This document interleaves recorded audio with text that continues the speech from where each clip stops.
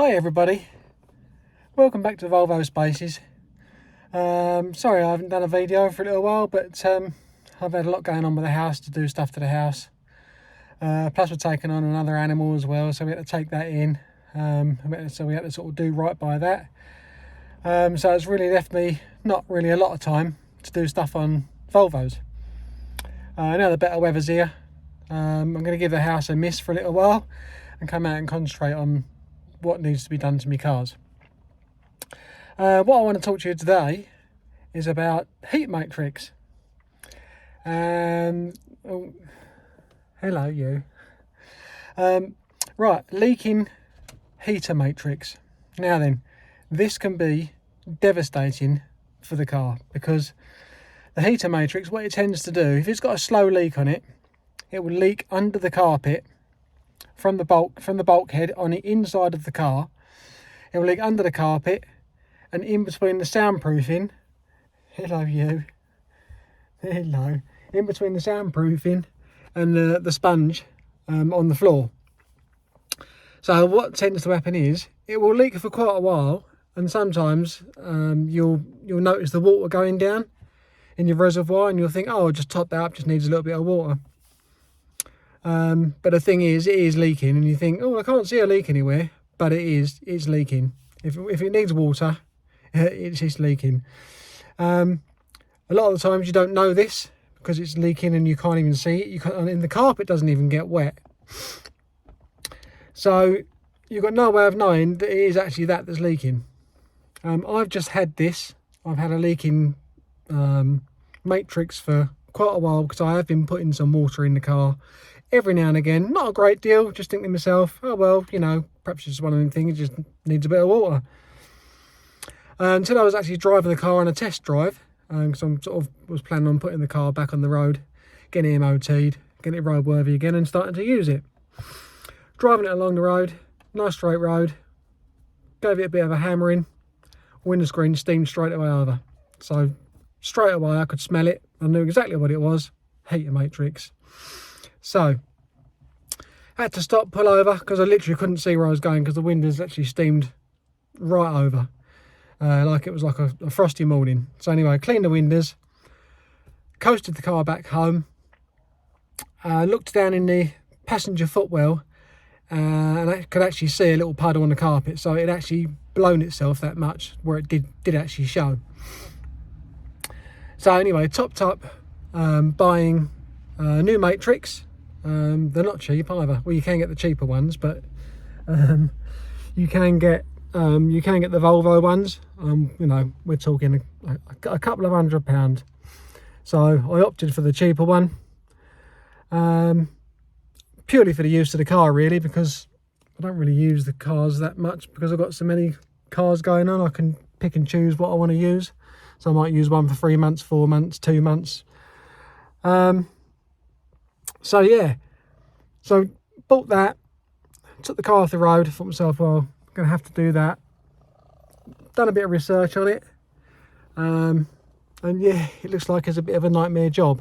But anyway, I've done it, and I want to tell you how I've done it, because there's a hard way and a simpler way. And I've opted for the simpler way, purely because of the job what it is. Actually getting to the heater matrix itself, down behind the dash, is not such a bad job, to be honest. You've got a bit of carpeting, a couple of bits of panel. I think the cat wants to get in on the action here. A couple of bits of panel, and basically you can see it. It's located in like its own little plastic box, which you actually have to undo, so you can actually retrieve the heat matrix from inside. But then on replacing the heater matrix, and you have to be very, very careful that when you're putting it back in its location, that you don't actually break the fins, because the fins that are on the radiator on the matrix are so delicate that if you start bending them, because I had a hell of a job trying to get them back in situ, when you start bending them, you run the risk of actually breaking your new heater matrix, and for the price of them and the job, you don't really want to be going there again doing it. So what I'll do is I'll show you how and what I did to make the job easier, because it is one nightmare of a job, trust me. Right, in the engine bay, the engine side of it, in the bulkhead, you have got two of these. You've got a lower one and an upper one. One sits up there, one sits down here. Basically, if I can do this, like that basically. And what you've got a lower pipe and an upper pipe. The pipes are, you can't get the pipes wrong once you take them out. One's shorter than the other one, and one won't fit the other one, as in the length, so you can't actually get them wrong when you go to put it back together. But they've got what you call quick release clips, which are these things here. You squeeze them in like that to actually unclip them from here. So if I can just do this one-handedly for a second. So this goes in like that, and that clips in there like that, like a quick release coupling. Now then, you've got two of these. You've got two on the bulkhead on the inside of where the engine bay is, and you've also got the same again on the bulkhead inside the car, which these two pipes, there's two of these pipes, I've only got one. These two pipes run to the same type of thing up inside the bulkhead. Now then, you have to clip these two in the same as you would do from the engine bulkhead and from the interior bulkhead. That they clip in, and they've got let me show you, rubber seals and plastic seals. Now then, over the years these get worn because obviously getting hot and cold and hot and cold and hot and cold. When you take this apart, or when you unclip them, this little one here in the middle, it's hard plastic, so you can imagine how brittle that is. As soon as you remove that, this little clip here snaps. I've got one out that didn't snap actually here to show you. That sits in between the two rubbers like that on there, and you've got, I think you've got four of them. You've got two in the engine bay and two in the interior where the bulkhead, where these pipes go in. So they all clip into there like that. So you've got the same from the bulkhead on the inside and the same on the engine side on the bulkhead. Now then, good idea, because it just unclips. No screws to undo, no bolts to undo, until you go to put it all back. Now then, when I tried to put my lot back, I could not for the life of me clip them back in, because I had to put new rubbers on, because all mine all just disintegrated. And when you buy the heater matrix, it only comes with one rubber seal, even though you've got 2, 4, 6, even though you've got 8 rubber seals, they supply you with 2. Well, the kit that I got only supplied 2. You might find a kit that does the whole lot, but how much all that's going to be, I really don't know. So I had to look at it a bit of a different way, because I thought to myself, there's no way this lot is all going to go back without leaking. And you've got the matrix end, which would be this end, which goes into a little square block. So you've got two of these pipes.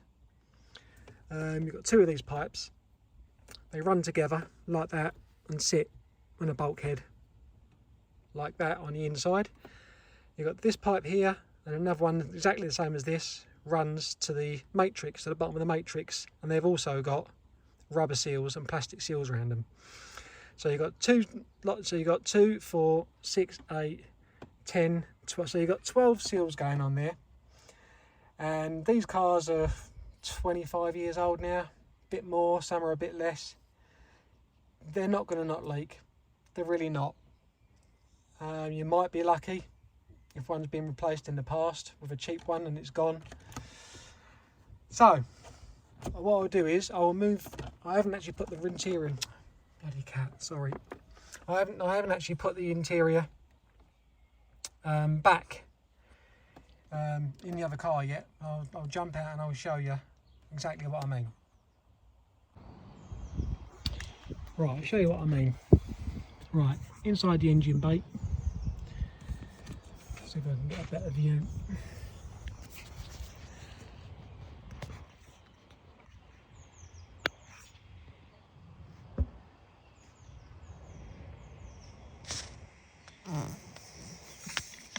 Down here are the two pipes that I'm talking to you about.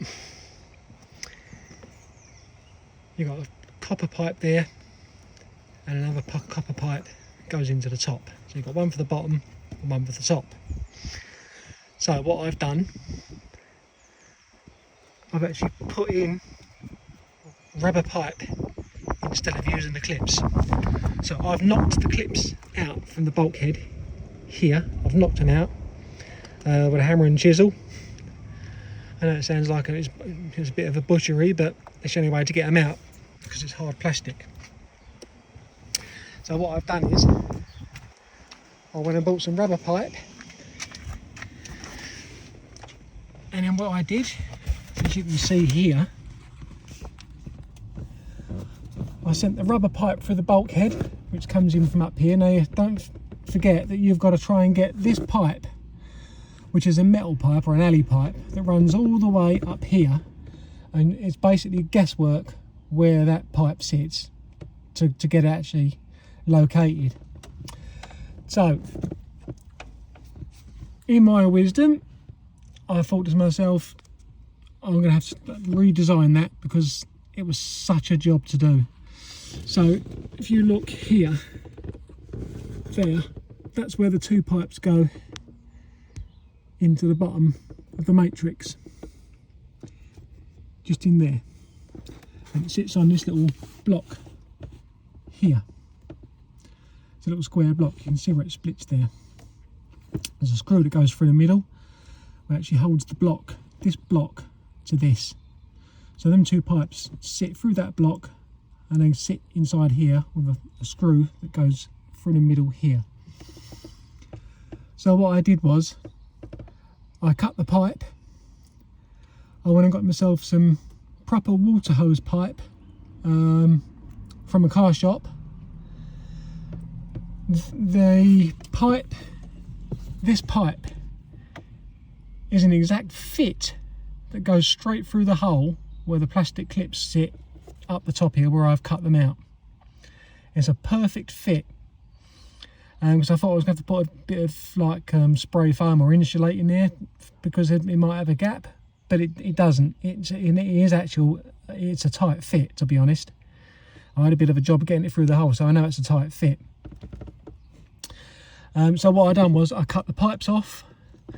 Luckily enough, these two pipes here, this one and that one there, behind there, are the same diameter as the two pipes in the engine bay.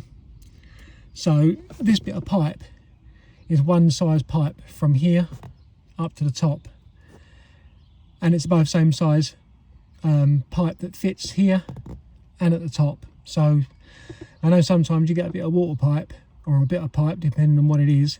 Some are smaller at one end and bigger at the other end, or vice versa, but luckily enough this is all the same diameter and width all the way through.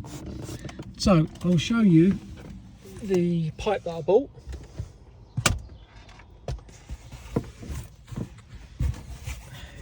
Which, that's the pipe I bought, and that's the size. And I cut that. I put the alley pipe in, this bit of pipe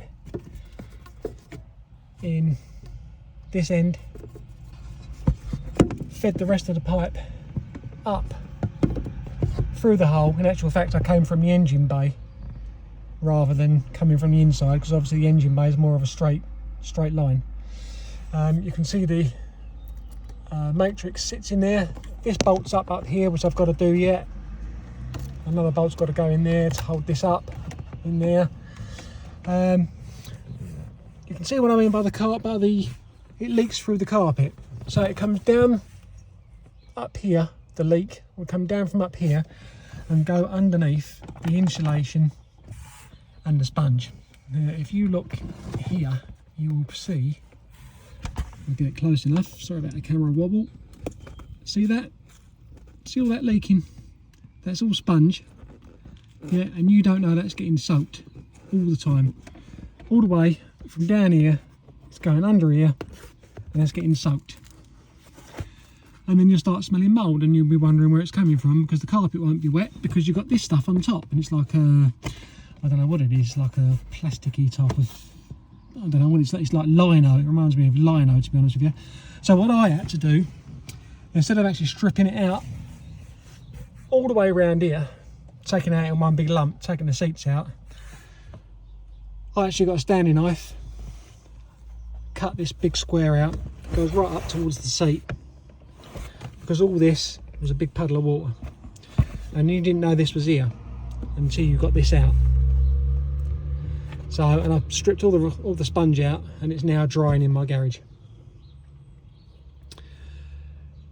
So that's a hard job made easy.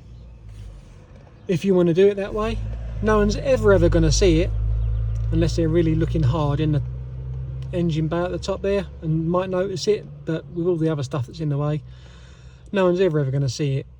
You won't ever see it either. Once all the carpet goes back, you get a panel goes along here, as you're probably well aware. If you've got a Volvo, a panel goes across there anyway. You've got a carpet that comes up, got a bit that goes underneath, so you never ever see it, and the chances of that leaking is going to be very, very minimal. I am not going to chance doing all this work just by hanging on the hope that 12 little plastic clips are not going to leak, because with these sort of jobs, you know you're going to get aggro, and I did get aggro. It took me a long time to do it, and then I had to decide what I was actually going to do. So that's what I ended up doing. I hope this helps you. It might give you an idea. It makes the job a damn sight easier. Just that when you're doing the job, if you come to do this job, just make sure you've got enough rubber pipe still here, and obviously on the other one down there, and you cut this to the right bit, because when you try and push this pipe on to this chrome pipe here, it is so tight you can't get it as far as what you want it to get on, and I'm really reluctant to actually lube it up with a bit of grease or Vaseline to make it slide over a bit, because if it's going to slide over a bit too easy, then it's going to slide off a bit easier as well. Once it gets hot and a bit of pressure gets in there, that's going to try and push that off. So I persevered with it and just sort of spun it around a couple of times, sort of like twisted it and twisted it and twisted it and twisted it, and worked its way down there to get that on. But feed it from the bulkhead. Don't do it from inside the car, because you're never going to get these pipes through that hole up the top here, because they sit at an angle, so the pipe will go up and in like that. Whereas if you do it from the bulkhead, once you fill the pipe inside here, you can grab the pipe and pull it down. It's tight, but you can do it. So yeah, that's my way around of doing a heater matrix, and you'd probably be paying good money for someone to do it in a garage for the hours that it takes to do. So I cut the hours down and the aggro and did it my way. So you never ever see it, and if it leaks, like if the pipe does fail, I can't see it failing because it's brand new pipe. You know, how long does pipe last for on a car? It lasts for years, doesn't it? So I can't see it ever leaking, really, to be honest. So yeah, that's my little idea on it. Yeah, I hope this was helpful to you. As I say, this is what we're here for. All about trying to make things a little bit easier and trying to do stuff right.